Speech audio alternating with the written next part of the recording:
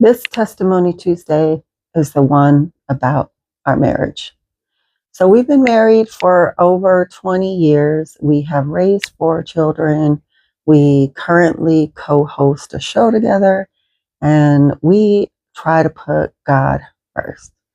Now, it wasn't all good times, right? There's always going to be some bad times, but since you guys know that this is a channel about me having borderline personality disorder and CPTSD and even ADHD is hard for other people who do not have these things, right? So um, basically, when we first got together, I really couldn't wrap my brain around the fact that this man wanted to be with me. He had never been married. He'd never even lived with anybody. He didn't have any kids. He, he was not an LA person at all. He was raised in Connecticut. He was born in New York, and he just has very different mentality than a lot of the guys out here. I'd never met anybody like him. And and I was broken, and I was pretty wild, and I was in a really dark place when we met. And um, I just wanted to fling, and I wouldn't even have tried to hope for anything more with somebody who was a good guy. Not that I even believed he was a good guy at the time, because I really didn't think those existed. And but he pursued me, and he really showed me that he was genuinely just as sweet and kind and loving and caring of a person that I saw all the time, that it was not an act. And I really couldn't wrap my brain around why he would want to be with me, because not only did I have pretty low self-esteem as far as my self-worth went, as you could imagine from my last Testimony Tuesday video, but I very much felt like once he got to know the real me, that he would be gone anyway. So what a lot of us do when we have borderline and we have rejection issues is we push people away. So I was pretty foul, and I would push him away and yell at him and cuss him out, and he was just so patient. That was a long time ago, but he was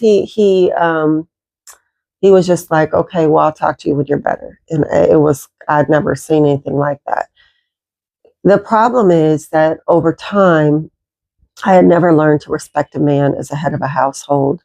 And I didn't really feel like I allowed him to be a part of my life, but to me, you were expendable. You know what I mean? Like, this wasn't going to really be till death do us part. And I wasn't about to, listen to anybody. I was a mess. I was such a mess.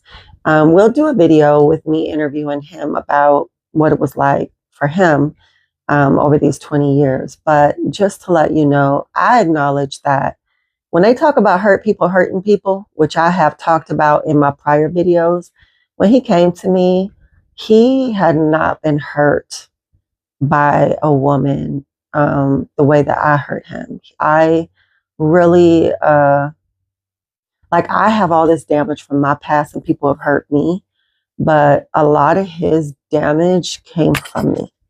And that's awful, and it's heartbreaking, and I wish it wasn't true. But I also know that I can't live in the past, and we have come a long way to work through everything. And you know that one of our daughters, our youngest daughter, had cancer. Most of you know that. Most couples do not make it through their child having cancer, and I can see why. Because your whole life becomes about that kid, and you don't really know how to be there for anybody else, or there's just so much that comes on with that kind of pain and that kind of trauma. And then we've had so many more different episodes of pain and trauma, and we've separated, we've had time apart, and ultimately what we learned through our time apart is that we don't want to be apart. Like, he is my person, I'm his person. And the biggest thing that I've learned through all of it is that we really cannot live in the past. Like, we have to know that we are not the same people that we were. People say, no, people don't change. That's ridiculous. Everybody should change every day. We talk about that too. We are not the same people we were when we got married. We're not the same people who did the things we've done to each other, the things we've said to each other. And now we are mature enough to understand and know that we trust one another. He is my person. And if he hurts me, I can trust it was not intentional. And if I hurt him or disrespect him, he could know that that was not my intention.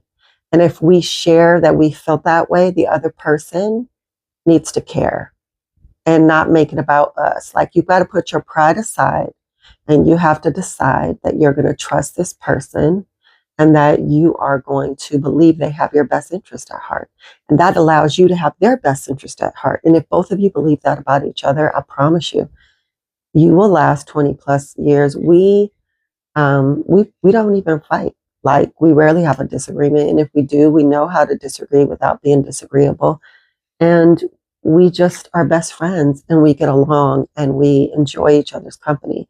And I'm so blessed to have him in my life still. And I know that that's a testament to who God is, because the people we were prior to God would never have lasted at all.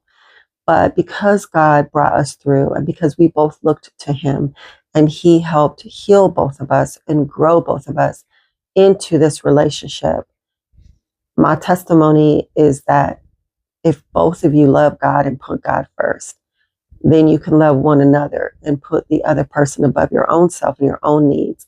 And there's no way that's going to fail. So I encourage you, make sure that God is a part of your marriage and make sure that you trust the person that you're giving your heart to and that they could trust you. If somebody hurts you, your response should be that you trust them enough to let them know they hurt you so you guys can fix it. Not for you to try to hurt them back, because that's not loving either. And that's some of the immature stuff I used to do. And now we grow, right? We're grown-ups. So we don't fight like that. So if you're still fighting like that with your significant other or with anybody where you're calling names and trying to hurt them because they hurt you, you got some internal searching and reflection and growth that you need to do, regardless of who they are, what they're saying. It all starts with us. We got to start with us. So that's my testimony about my marriage. Hopefully I'll be bringing you an interview with my husband really soon. Be blessed.